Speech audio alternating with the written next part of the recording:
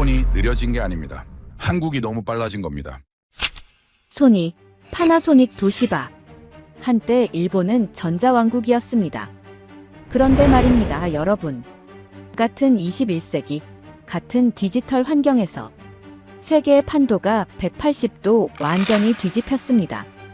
일본은 완벽을 추구했지만 늦었고 한국은 멈추지 않고 앞서갔습니다. 단언컨대 이건 우연이 아닙니다. 세계를 경악해 한 이 속도의 비밀은 무엇이었을까요? 기술, 자본, 아닙니다.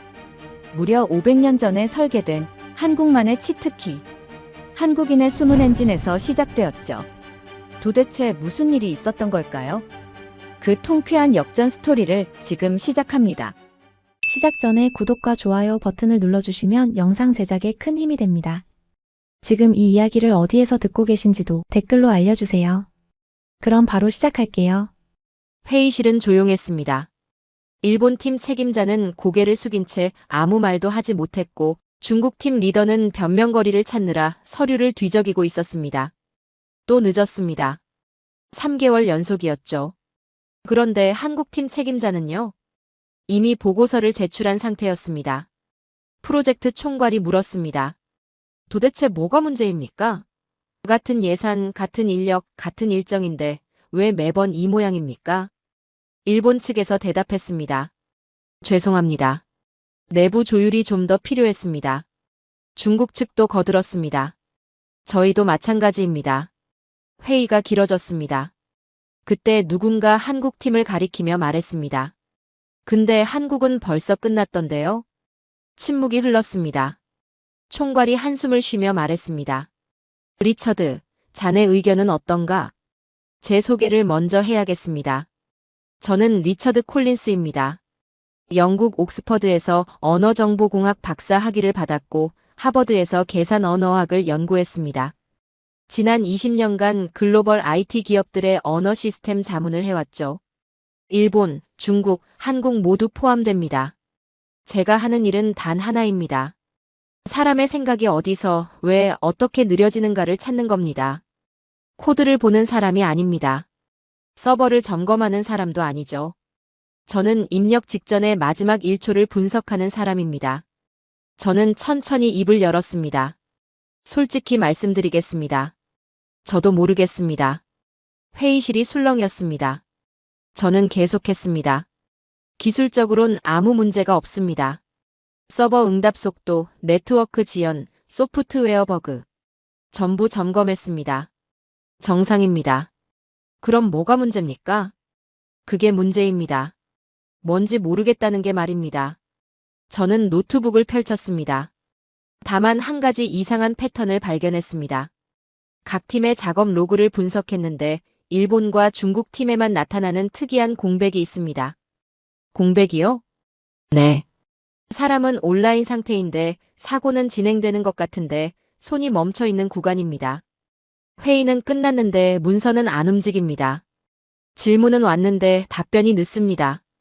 수정 요청은 확인됐는데 반영이 지연됩니다. 일본 측 책임자가 반박했습니다. 그건 신중하게 검토하기 때문 아닙니까? 저는 고개를 저었습니다. 처음엔 저도 그렇게 생각했습니다. 하지만 한국 팀은 검토를 안 하는 게 아닙니다. 검토하면서 동시에 문서를 수정합니다. 회의 중에 이미 초안이 완성되고 있습니다. 중국 측에서 말했습니다. 그럼 한국이 뭔가 편법을 쓰는 거 아닙니까? 저는 단호하게 대답했습니다. 아닙니다. 감사를 3번 돌렸습니다. 규정 위반 없습니다. 부정행위도 없습니다. 그럼 대체 뭡니까? 저는 잠시 침묵했습니다.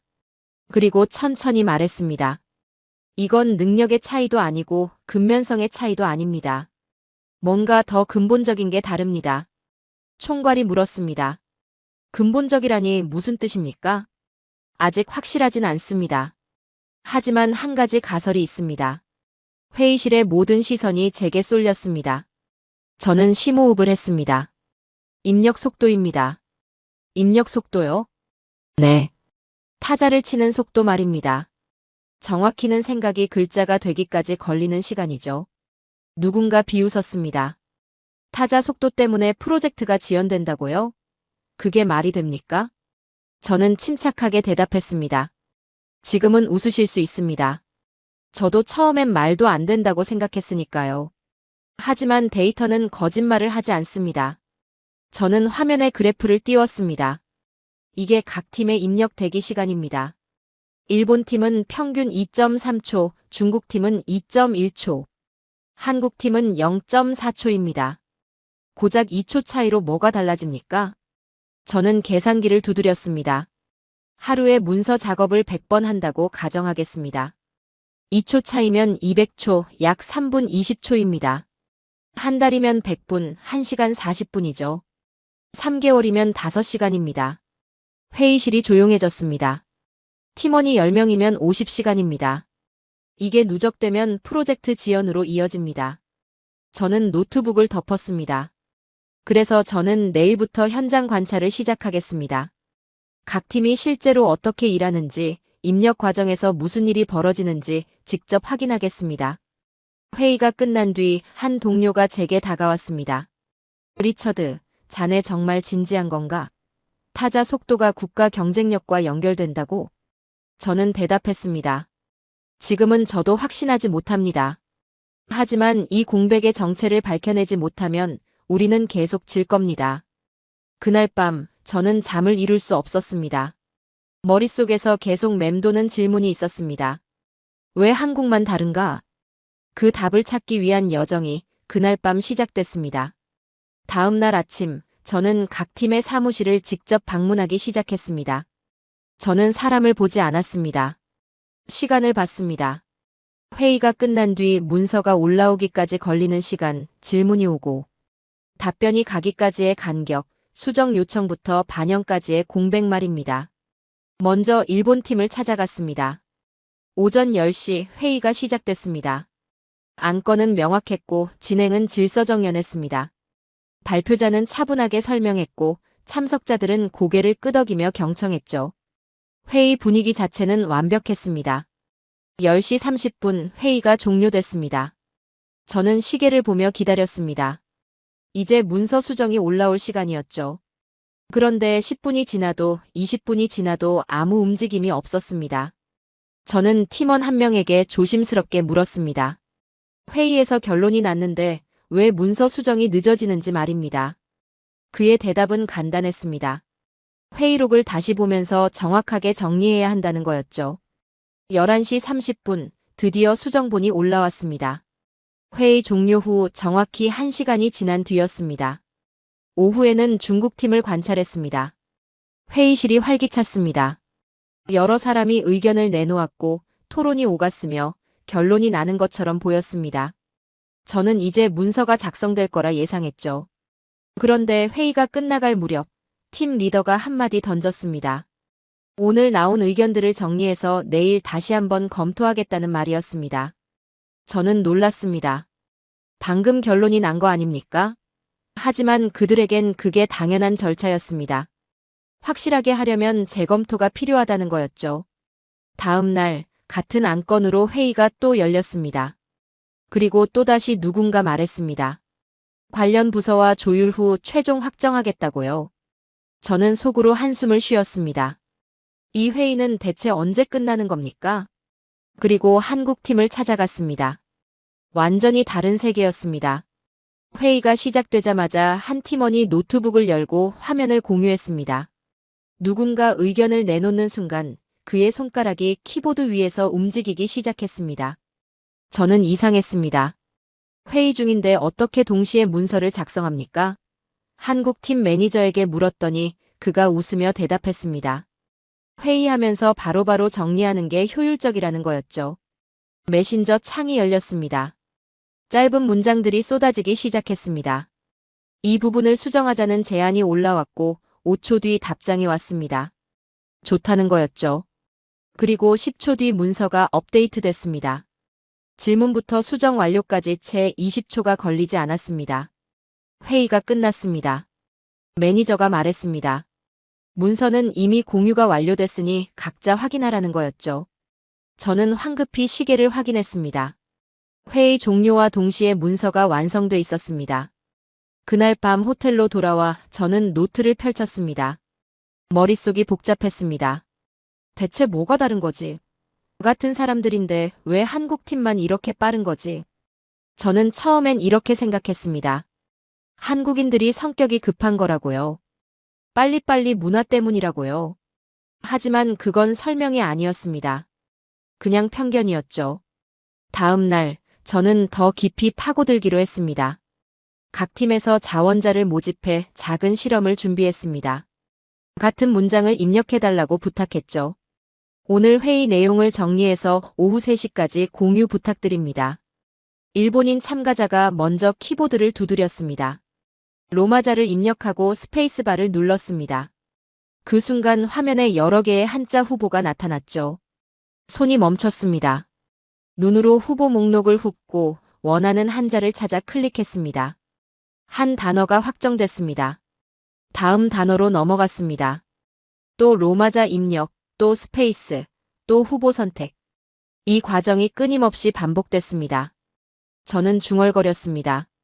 이건 타자가 아니라 검색이군요. 중국인 참가자도 비슷했습니다. 병음을 입력하고 엔터를 쳤습니다. 화면에 동의어의 한자들이 쭉 나열됐죠. 숫자, 키를 눌러 원하는 한자를 선택했습니다. 확정됐습니다. 다음 글자로 넘어가자 또 같은 과정이 반복됐습니다. 저는 물었습니다. 불편하지 않냐고요. 생각의 흐름이 계속 끊기는데 말입니다. 그가 웃으며 대답했습니다. 익숙해지면 괜찮다고요. 원래 그런 거 아니냐고요. 저는 한숨을 쉬었습니다. 그들은 이게 당연한 거라고 생각하고 있었습니다.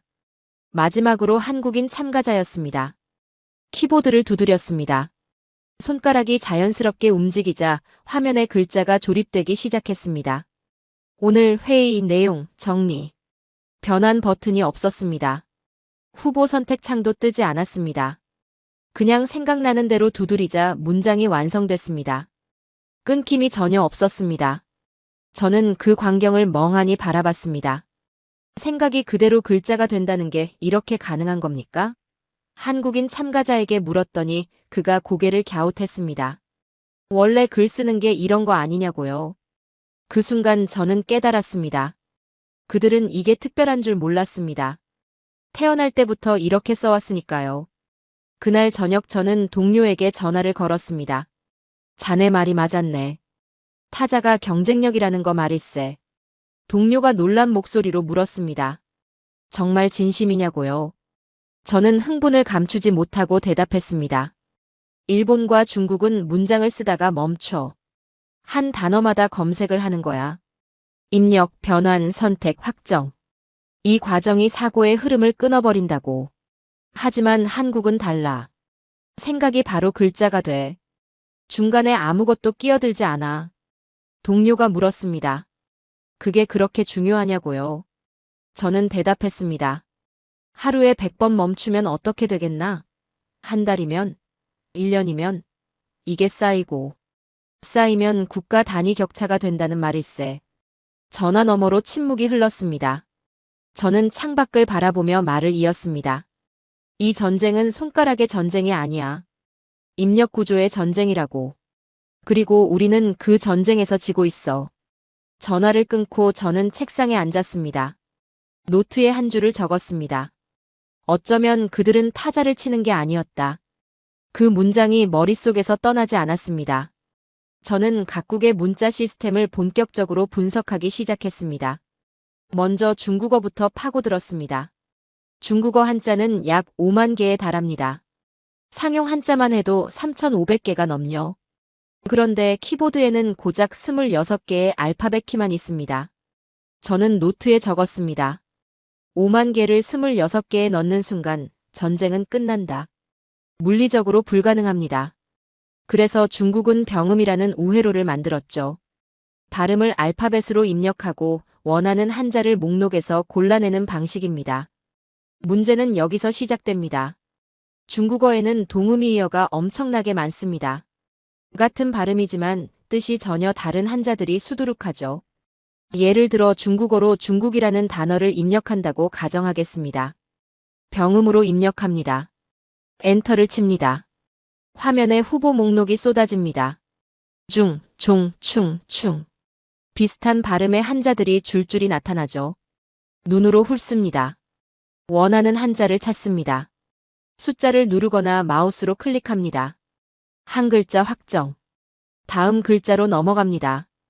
또 병음 입력, 또 후보 목록, 또 선택. 이 과정이 끝없이 반복됩니다. 저는 동료에게 말했습니다. 그들은 쓰는 게 아니었습니다. 끊임없이 고르고 있었던 겁니다. 동료가 반문했습니다. 그래도 익숙해지면 빠르지 않습니까? 저는 고개를 저었습니다. 익숙함의 문제가 아닙니다. 구조의 문제죠. 아무리 익숙해져도 선택 과정 자체를 건너뛸 순 없습니다. 생각이 글자가 되기 전에 반드시 거쳐야 하는 관문이 있는 겁니다. 일본은 더 복잡했습니다. 일본어는 로마자를 입력하면 히라가나로 변환됩니다. 그리고 스페이스바를 누르면 한자 후보가 나타나죠. 원하는 한자를 선택하고 엔터를 쳐야 비로소 확정됩니다. 입력, 변환, 선택, 확정. 4단계입니다. 한 단어를 쓸 때마다 4번의 행동이 필요한 겁니다. 저는 이걸 고속도로 요금소에 비유했습니다. 차가 달립니다. 100m를 가면 요금소가 나타납니다. 멈춥니다. 창문을 내립니다. 요금을 냅니다.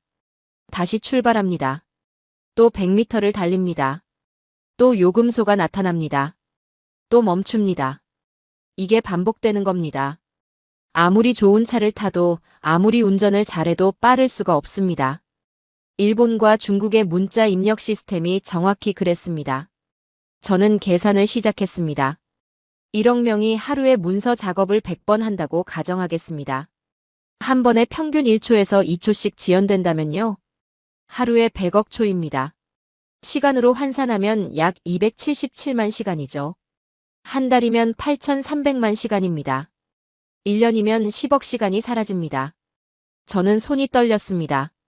동료에게 이 계산을 보여줬더니 그가 말했습니다. 리처드, 이건 좀 과장 아닌가? 저는 단호하게 대답했습니다. 과장이 아닙니다. 오히려 축소한 겁니다. 실제론 더 많은 시간이 사라지고 있을 겁니다. 이건 개인의 불편함이 아닙니다. 국가 경쟁력의 문제입니다. 그리고 한국어를 분석했습니다. 한국어는 달랐습니다. 완전히 달랐죠. 변환 과정이 없었습니다. 후보 선택도 필요 없었습니다. 자음과 모음을 입력하면 그 자리에서 바로 글자가 조립됐습니다. 기억을 누릅니다. R을 누릅니다. 순간적으로 결합해서 가라는 글자가 됩니다. 니은을 추가로 누릅니다. 간으로 완성됩니다. 중간 단계가 없습니다. 입력하는 순간이 곧 완성입니다. 저는 메모했습니다.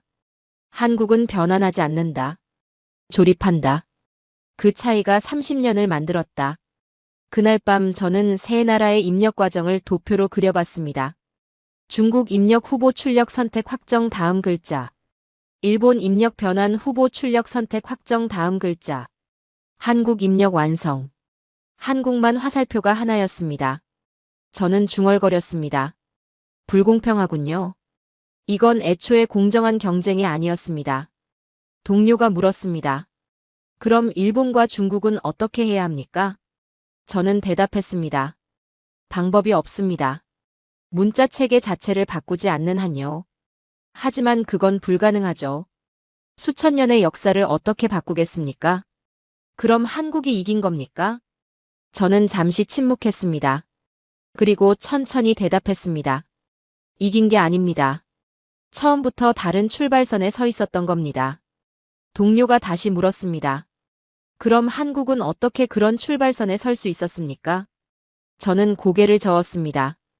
그걸 지금 찾고 있습니다. 이게 우연인지 아니면 누군가 의도한 건지 말입니다.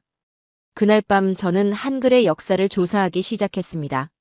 누가 만들었는지, 언제 만들었는지, 왜 만들었는지. 며칠을 자료를 뒤졌습니다. 그리고 마침내 발견했습니다. 창제연도 1443년. 저는 화면을 멍하니 바라봤습니다. 15세기라고요? 저는 자료를 다시 확인했습니다. 실수일 거라 생각했죠. 19세기일 것이다. 아니면 최소한 18세기는 되겠지. 그렇게 믿고 싶었습니다. 하지만 모든 자료가 같은 숫자를 가리키고 있었습니다. 1443년. 15세기였습니다. 저는 사고가 멈췄습니다. 그 시대가 어떤 시대였는지 떠올려 봤습니다. 유럽은 여전히 라틴어를 쓰고 있었습니다. 성경은 라틴어로만 존재했고 평민들은 글을 읽지 못했죠. 구텐베르크가 금속 활자 인쇄기를 개량한 게 1450년쯤입니다. 그것도 유럽 최초라고 자랑하던 때였습니다. 그런데 그보다 7년 전 한반도에서는 완전히 새로운 문자 체계가 설계되고 있었다는 겁니까? 저는 동료에게 전화를 걸었습니다. 이건 말이 안 됩니다. 15세기에 이런 구조가 나올 수 없습니다. 무슨 소리인가? 한글말입니다. 창제 연도가 1443년이라고요. 컴퓨터는커녕 타자기도 없던 시대에 입력 최적화 구조를 만들었다는 게 말이 됩니까? 동료가 웃으며 말했습니다. 그럼 우연이겠지. 결과적으로 그렇게 된 거 아닌가? 저는 고개를 저었습니다. 우연치고는 너무 정교합니다. 저는 한글의 기본 구조를 분석하기 시작했습니다. 자음과 모음의 개수를 확인했습니다. 처음 만들어졌을 때는 28개였습니다. 현대에는 24개로 줄었지만 시스템은 여전히 작동하고 있었죠. 단 28개로 모든 소리를 만든다고요? 저는 경악했습니다.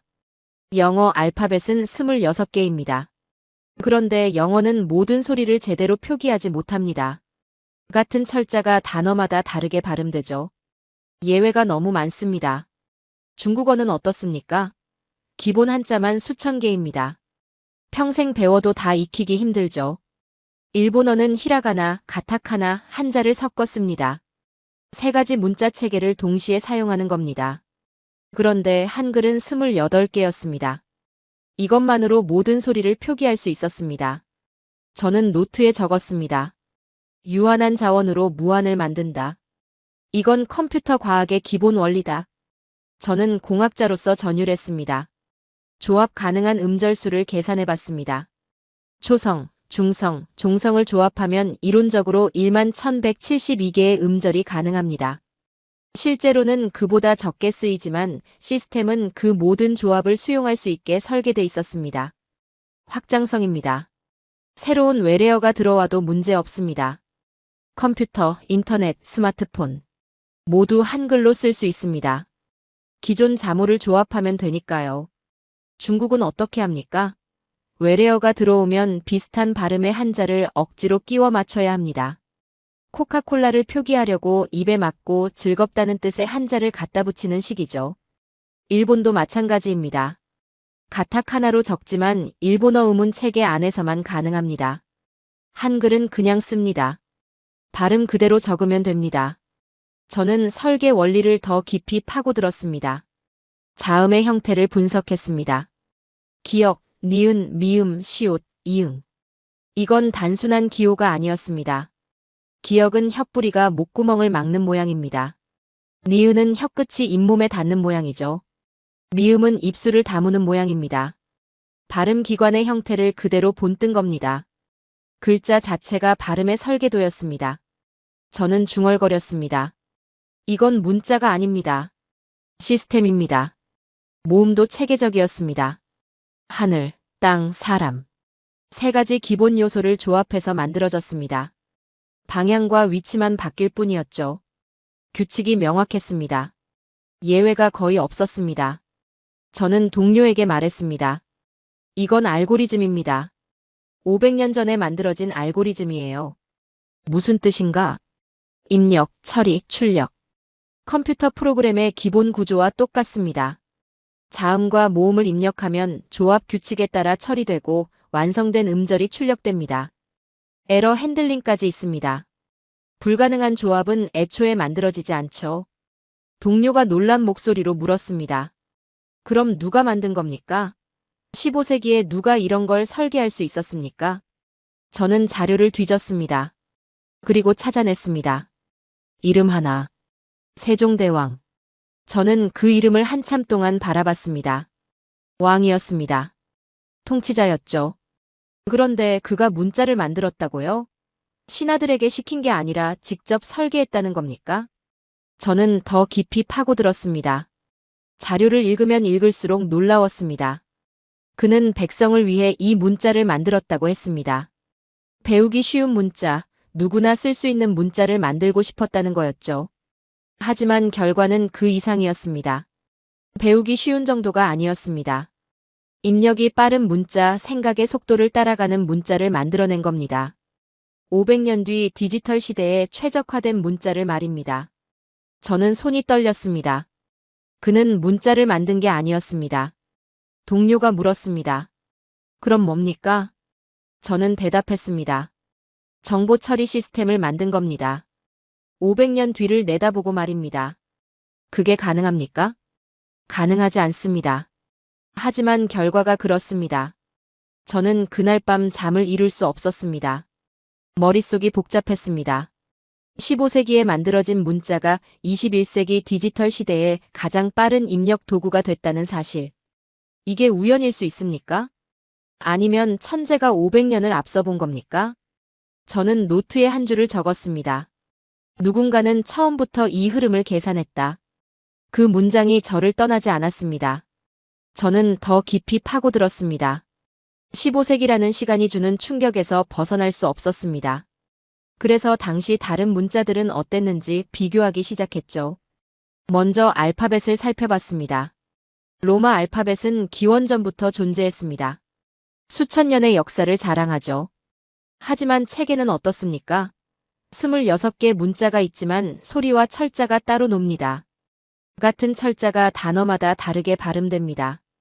예외가 규칙보다 많습니다. 한자는 어떻습니까? 수천 년 동안 발전해왔습니다. 문명의 상징이라고 자랑하죠. 하지만 배우기 어렵습니다. 수천 개를 외워야 합니다. 새로운 소리를 표기하려면 새로운 글자를 만들어야 하죠. 확장이 불가능합니다. 그런데 한글은 달랐습니다. 28개 자모. 이것만으로 모든 소리를 표기할 수 있었습니다. 규칙이 명확했습니다. 예외가 거의 없었죠. 저는 노트에 적었습니다. 이 구조가 15세기에 나왔다는 사실이 가장 비현실적이다. 그날 저녁 한 언어학자와 통화할 기회가 있었습니다. 저는 물었습니다. 한글이 정말 15세기에 만들어진 게 맞습니까? 그가 웃으며 대답했습니다. 물론입니다. 1443년 창제, 1446년 반포. 정확한 기록이 남아 있습니다. 다른 문자는 언제 누가 만들었는지 모르지 않습니까? 맞습니다. 대부분의 문자는 자연 발생적으로 진화했죠. 하지만 한글은 다릅니다. 설계된 문자입니다. 설계요? 네. 세종대왕과 집현전 학사들이 의도적으로 만든 겁니다. 목적이 명확했죠. 백성들이 쉽게 배울 수 있는 문자를 만들자는 거였습니다. 저는 잠시 침묵했습니다. 그리고 물었습니다. 그럼 입력 효율성도 고려한 겁니까? 언어학자가 웃었습니다. 그건 아닐 겁니다. 당시엔 타자기도 없었으니까요. 그건 결과적으로 그렇게 된 거겠죠. 저는 고개를 저었습니다. 결과치고는 너무 완벽합니다. 전화를 끊고 저는 다시 자료를 뒤졌습니다. 한글 창제 원리를 설명한 문서를 찾았습니다. 훈민정음 해례본이라는 책이었죠. 읽으면 읽을수록 놀라웠습니다. 자음은 발성기관의 모양을 본떴다고 명확히 적혀 있었습니다. 기역은 혀뿌리 모양, 니은은 혀 모양, 미음은 입 모양. 체계적이었습니다. 모음은 하늘과 땅과 사람을 상징한다고 했습니다. 점 하나, 선 하나, 선 하나. 이 세 가지 기본 요소로 모든 모음을 만들어냈습니다. 조합의 원리였습니다. 저는 전율했습니다. 이건 언어학이 아닙니다. 공학입니다. 500년 전 사람이 공학적 사고로 문자를 설계했다는 겁니까? 저는 외부 전문가들의 평가를 찾아봤습니다. 펄 벅이라는 작가가 한 말이 눈에 들어왔습니다. 한글은 24개의 기호로 모든 소리를 적을 수 있는 가장 단순하고 위대한 문자다. 단순하고 위대하다. 이 두 단어가 모순처럼 보이지만 한글에서는 양립했습니다. 제레드 다이아몬드라는 학자도 비슷한 말을 했습니다. 세계에서 가장 합리적인 문자 체계다. 합리적이라는 단어. 이건 감성적 평가가 아니었습니다. 구조적 평가였죠. 저는 동료에게 말했습니다. 이건 칭찬이 아닙니다. 판정입니다. 무슨 뜻인가? 외부 전문가들이 한글을 평가할 때 쓰는 단어들을 보십시오. 효율적, 합리적, 과학적. 이건 문화유산을 평가하는 언어가 아닙니다. 시스템을 평가하는 언어입니다. 동료가 물었습니다. 그럼 한글을 뭐라고 정의해야 합니까? 저는 잠시 생각했습니다. 그리고 대답했습니다. 도구입니다. 생존 도구죠. 문화유산이 아니라요? 물론 문화유산이기도 합니다. 하지만 그게 전부가 아닙니다. 한글은 지금 이 순간에도 작동하고 있습니다. 500년 전이나 지금이나 똑같이 효율적으로 말입니다. 저는 노트를 펼쳤습니다. 한글의 특성을 정리하기 시작했습니다.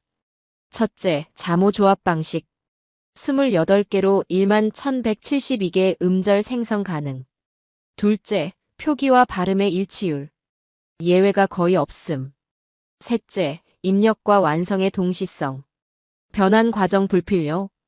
넷째, 확장성. 새로운 소리도 기존 자모로 표기 가능. 저는 한 줄을 추가했습니다.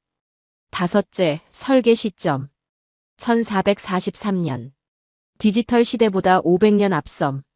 그리고 마지막 줄을 적었습니다. 이건 우연이 아니다. 천재의 작품이다. 저는 세종대왕이라는 인물을 다시 들여다봤습니다. 왕이었습니다. 하지만 단순한 통치자가 아니었죠. 과학자였습니다. 천문학, 음악, 농업, 의학. 모든 분야에 관심을 가졌습니다. 그리고 그는 문자를 만들었습니다. 백성을 위한 문자라고 했습니다. 하지만 결과는 그 이상이었습니다. 500년 뒤 대한민국이 IT 강국이 되는 기반을 만들어 놓은 겁니다. 저는 중얼거렸습니다. 그는 백성을 위해 만들었지만 결과는 문명을 바꿨습니다. 동료가 전화로 물었습니다. 리처드, 자네는 이제 한글을 뭐라고 정의하겠나? 저는 잠시 침묵했습니다. 그리고 천천히 대답했습니다. 문화유산이 아닙니다. 기념물도 아니죠. 이건 생존 도구입니다. 디지털 시대, AI 시대를 관통하는 경쟁력 그 자체입니다. 그 정도로 중요합니까? 저는 단호하게 대답했습니다. 중요한 정도가 아닙니다. 결정적입니다. 한국이 IT 강국이 된 이유를 사람들은 인터넷 인프라 때문이라고 말합니다. 틀렸습니다. 인프라는 도로일 뿐입니다. 진짜 이유는 그 위를 달리는 속도였습니다. 그리고 그 속도를 만든 건 한글이었습니다. 전화를 끊고 저는 창밖을 바라봤습니다. 500년. 한 천재가 500년 뒤를 내다본 겁니까? 아니면 완벽한 원리가 시간을 초월한 겁니까? 저는 알 수 없었습니다. 다만 한 가지는 확실했습니다.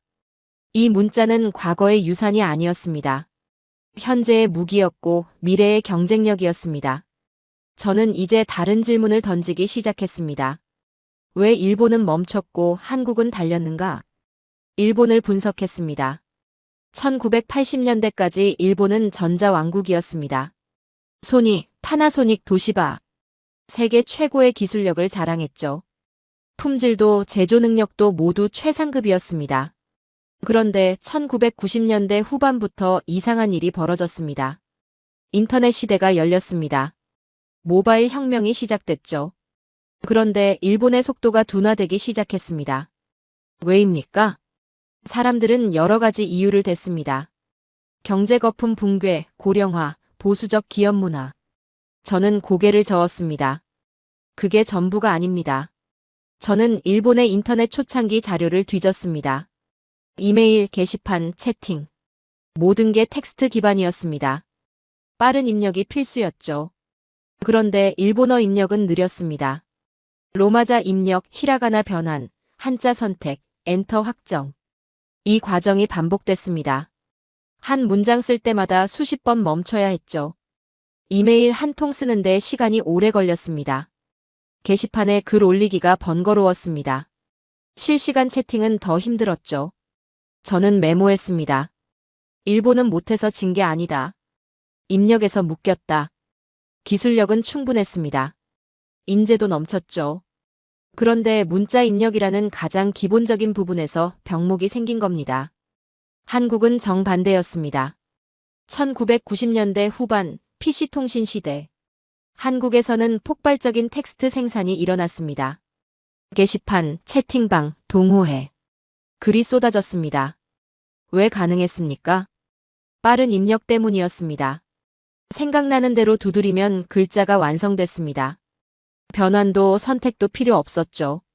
실시간 채팅이 자연스러웠습니다. 짧은 문장들이 빠르게 오갔습니다. 질문, 답변, 반응. 끊기지 않았죠. 이게 문화가 됐습니다. 빠른 소통, 빠른 피드백, 빠른 의사결정. 저는 동료에게 말했습니다. 한국은 이미 달리고 있었습니다. 인터넷망을 깔기 전부터 말입니다. 무슨 뜻인가? 인프라가 준비되기 전에 사람들이 먼저 준비돼 있었다는 겁니다. 빠른 입력, 빠른 소통에 이미 익숙했던 거죠. 그리고 모바일 시대가 왔습니다. 2000년대 초반 피처폰 시대. 작은 화면, 적은 버튼. 모든 게 제약투성이었습니다. 일본은 고민했습니다. 어떻게 작은 키패드로 복잡한 일본어를 입력할 것인가? 중국도 마찬가지였습니다. 수천 개의 한자를 어떻게 작은 화면에 담을 것인가? 한국은 달랐습니다. 천지인이라는 입력 방식이 나왔습니다. 3개 버튼으로 모든 모음을 만들어냈습니다. 자음도 간단했죠. 몇 번의 터치만으로 글자가 완성됐습니다. 저는 감탄했습니다. 하드웨어의 한계를 언어가 이겼습니다. 동료가 물었습니다. 그게 가능합니까? 저는 대답했습니다. 가능합니다.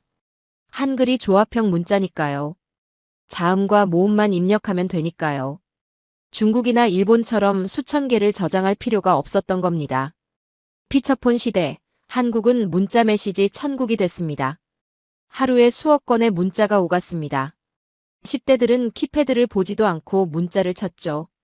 일본과 중국은 그럴 수 없었습니다. 입력이 복잡했으니까요. 저는 노트에 적었습니다. 천지인은 편의성이 아니라 전략이었다. 스마트폰 시대가 왔습니다. 터치 키보드가 나왔습니다. 화면 전체가 키보드가 됐죠. 한국은 바로 적응했습니다. 천지인, 쿼티, 나락글. 여러 입력 방식이 나왔고 사람들은 자기에게 맞는 걸 골랐습니다. 타자 속도는 더 빨라졌습니다. 일본과 중국은 여전히 변환과 선택 과정을 거쳐야 했습니다. 스마트폰이 돼도 구조는 안 바뀌었죠. 저는 결론을 내렸습니다. 승패는 이미 정해져 있었습니다. 동료가 물었습니다. 언제부터요? 저는 대답했습니다. 1443년부터입니다. 한글이 만들어진 그 순간부터요. 그건 너무 극단적 아닙니까? 저는 고개를 저었습니다. 극단적이 아닙니다. 사실입니다. 인터넷망은 도로에 불과합니다. 승패를 가른 건 그 위를 달리는 속도였습니다. 그리고 그 속도를 만든 건 입력 시스템이었습니다. 저는 그래프를 그렸습니다. 1990년대 일본 앞섬, 한국 뒤처짐. 2000년대 격차 좁혀짐. 2010년대 한국이 앞지름. 2020년대 격차 벌어짐. 선이 교차하는 지점이 명확했습니다. 인터넷과 모바일이 본격화된 시점이었습니다. 저는 중얼거렸습니다. 이건 운이 아니다. 구조의 결과다. 동료가 마지막으로 물었습니다.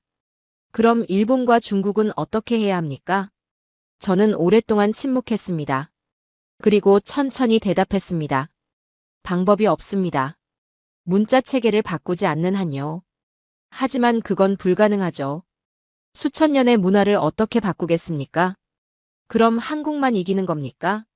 저는 고개를 끄덕였습니다. 적어도 텍스트 기반 디지털 환경에서는 그렇습니다. 그리고 앞으로도 그럴 겁니다. 전화를 끊고 저는 노트 마지막 장을 펼쳤습니다. 한 줄을 적었습니다. 한국은 준비돼 있었다. 500년 전부터. 그때 한 동료가 반론을 제기했습니다. 리처드, 하지만 이제 시대가 바뀌지 않습니까? 음성인식 시대, AI 시대가 오면 타자는 중요하지 않을 겁니다. 말로 하면 되니까요. 저는 처음엔 이 말이 합리적이라고 생각했습니다. 맞습니다. 음성인식 기술이 발전하고 있었죠. 사람들은 타자 대신 말로 입력하기 시작했습니다. 그렇다면 문자 입력의 효율성은 이제 의미가 없는 게 아닙니까? 저는 확인하기로 했습니다. AI 언어 모델 개발자들을 만났습니다. 음성인식 시스템을 연구하는 엔지니어들과도 이야기를 나눴죠. 그리고 실제 데이터를 요청했습니다. 언어별 음성인식 오류율, 학습 데이터 정제 비용, 재학습 빈도. 모든 걸 비교했습니다. 결과는 충격적이었습니다. AI는 정반대의 결과를 보여줬습니다. 한국어의 음성인식 정확도가 가장 높았습니다. 학습 비용은 가장 낮았죠. 이유가 뭡니까? 한 AI 개발자가 설명했습니다. 한국어는 표기와 발음의 일치율이 극단적으로 높습니다. 글자를 보면 발음을 알 수 있고 발음을 들으면 글자를 유추할 수 있죠. AI 입장에서는 노이즈가 거의 없는 깨끗한 데이터입니다. 저는 고개를 끄덕였습니다. 그럼 다른 언어는요? 영어는 불규칙의 지옥입니다. 같은 철자가 단어마다 다르게 발음되죠. 레드는 현재형일 때와 과거형일 때 발음이 다릅니다. 스루, 도, 터프. 철자는 비슷한데 발음은 완전히 다르죠. AI가 학습하기 정말 힘든 언어입니다. 중국어는요? 성조 때문에 복잡합니다. 같은 발음이라도 성조가 다르면 완전히 다른 뜻이 되죠. 마. 네 가지 성조가 있는데 각각 의미가 다릅니다. 음성 인식할 때 성조를 정확히 구분해야 하는데 이게 쉽지 않습니다. 일본어는요? 문자 체계가 3개나 섞여 있습니다. 히라가나, 가타카나, 한자. 같은 소리를 어떤 문자로 쓸지 판단해야 하죠. 처리 복잡도가 높습니다. 저는 물었습니다. 그럼 한국어는요? 개발자가 웃으며 대답했습니다. 한국어는 너무 깨끗해서 오히려 의심스러울 정도입니다. 예외가 거의 없어요. 규칙이 명확하죠. 자음과 모음만 정확히 인식하면 글자가 자동으로 조립됩니다. AI가 학습하기 가장 쉬운 언어입니다. 저는 전율했습니다. 이 언어는 학습되기 위해 만들어진 것 같습니다. 개발자가 고개를 갸웃했습니다. 무슨 뜻입니까? 저는 설명했습니다. 한글이 만들어진 건 1443년입니다. AI가 나오기 500년 전이죠. 그런데 이 구조는 마치 AI 학습을 염두에 둔 것처럼 완벽합니다. 우연이라고 보기엔 너무 정교해요. 저는 소음 환경 테스트 데이터도 확인했습니다. 시끄러운 거리, 카페, 지하철. 여러 환경에서 음성 인식 정확도를 측정한 자료였습니다. 한국어가 압도적이었습니다. 왜입니까? 자음과 모음의 구분이 명확하기 때문이었습니다. 기역, 니은, 미음. 각 자음의 소리 특성이 뚜렷했죠. 아, 오, 후. 모음도 마찬가지였습니다. 소음 속에서도 AI가 구분하기 쉬웠던 겁니다. 저는 노트에 적었습니다. 예외가 없는 언어는 미래에 강하다. 동료에게 전화를 걸었습니다. 자네 질문에 답을 찾았네. 음성인식 시대가 와도 한국어가 유리하다고. 정말입니까? AI는 감정도 문화도 보지 않아. 가장 효율적인 구조만 선택하지. 그리고 한국어가 가장 효율적이야. 표기와 발음이 일치하니까, 예외가 없으니까, 학습 비용이 낮으니까. 동료가 물었습니다. 그럼 타자가 사라져도 한국이 여전히 유리하다는 겁니까? 저는 단호하게 대답했습니다. 그렇습니다. 입력 방식이 바뀌어도 구조적 우위는 안 바뀝니다. 손가락으로 치든 음성으로 말하든 한국어가 가장 빠르고 정확하게 처리됩니다. 저는 마지막 결론을 내렸습니다. 미래로 갈수록 격차는 줄어들지 않습니다. 오히려 벌어질 겁니다. AI는 효율적인 구조를 더 선호하니까요. 그리고 한국어보다 효율적인 문자 체계는 존재하지 않습니다. 전화를 끊고 저는 창밖을 바라봤습니다. 사람들은 말합니다. 기술이 발전하면 언어의 차이는 사라질 거라고요. 틀렸습니다. 기술이 발전할수록 구조의 차이가 더 명확해집니다. AI는 거짓말을 하지 않습니다. 가장 합리적인 것을 선택할 뿐이죠. 그리고 그 선택은 이미 500년 전에 결정돼 있었습니다. 저는 이제 더 이상 다른 설명을 찾지 않습니다. 수개월간의 연구 끝에 저는 명확한 결론에 도달했습니다. 한국이 IT 강국이 된 이유, 디지털 전환에서 앞서 나간 이유, 그 모든 것의 출발점 말입니다. 사람들은 말합니다. 빠른 인터넷 때문이라고요. 저는 이 설명을 공식적으로 폐기합니다. 인터넷은 도로일 뿐입니다. 승패를 가른 건 그 위를 달리는 속도였습니다. 그리고 그 속도를 만든 건 입력 시스템이었죠. 입력 속도가 사고 속도를 결정합니다. 사고 속도가 의사 결정 속도를 만들죠. 의사 결정 속도가 국가 생산성으로 이어집니다. 이 연쇄는 한 번도 끊긴 적이 없습니다. 한국은 이 사슬의 출발점부터 유리했습니다. 저는 외부 전문가들의 평가를 다시 확인했습니다. 펄벅은 말했습니다. 한글은 24개의 기호로 모든 소리를 적을 수 있는 가장 단순하고 위대한 문자라고요. 제레드 다이아몬드는 말했습니다. 세계에서 가장 합리적인 문자 체계라고요. 이건 칭찬이 아닙니다. 구조평가입니다. 감성이 아니라 분석입니다. 저는 동료들에게 최종 보고서를 제출했습니다. 회의실에 앉았습니다. 프로젝트 총괄이 물었습니다. 리처드, 결론이 뭡니까? 왜 한국 팀만 빠른 겁니까? 저는 천천히 입을 열었습니다. 한글 때문입니다. 회의실이 조용해졌습니다. 누군가 웃었습니다. 문자 때문에 프로젝트 속도가 다르다고요? 그게 말이 됩니까? 저는 침착하게 대답했습니다. 말이 됩니다. 그리고 증명됐습니다.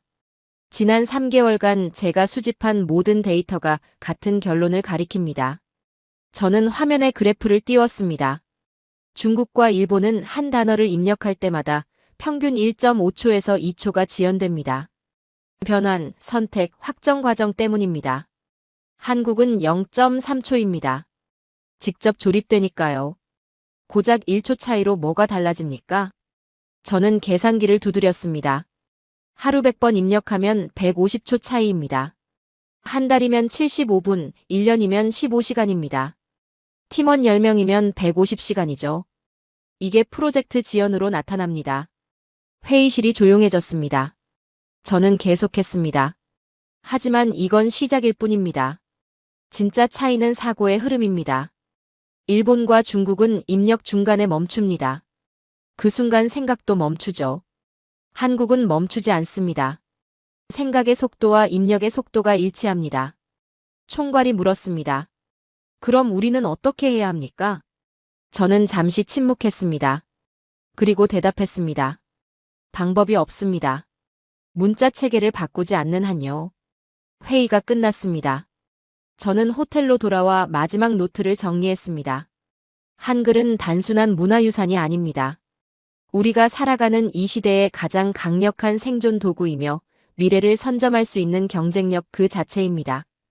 이건 박물관에 전시할 유물이 아닙니다. 지금 이 순간에도 작동하는 시스템입니다. 매일 수천만 명이 이 문자로 생각하고 소통하고 일합니다. 메시지를 보내고 문서를 쓰고 코드를 짭니다. 그 모든 순간 한글은 500년 전에 설계된 그 효율성을 그대로 발휘합니다. 저는 한국인들을 관찰했습니다. 그들은 이게 특별한 줄 모릅니다. 태어날 때부터 이렇게 써왔으니까요. 생각이 바로 글자가 되는 게 당연하다고 여깁니다. 하지만 그건 당연한 게 아닙니다. 전 세계에서 유일합니다. 저는 마지막 결론을 적었습니다. 한국은 운이 좋았던 나라가 아닙니다. 준비돼 있었던 나라입니다. 500년 전부터 말입니다. 세종대왕이 백성을 위해 만든 문자가 500년 뒤 대한민국을 IT 강국으로 만드는 기반이 됐습니다. 이건 우연이 아닙니다. 완벽한 원리가 시간을 초월한 겁니다. 저는 노트를 덮었습니다. 그리고 창밖을 바라봤습니다.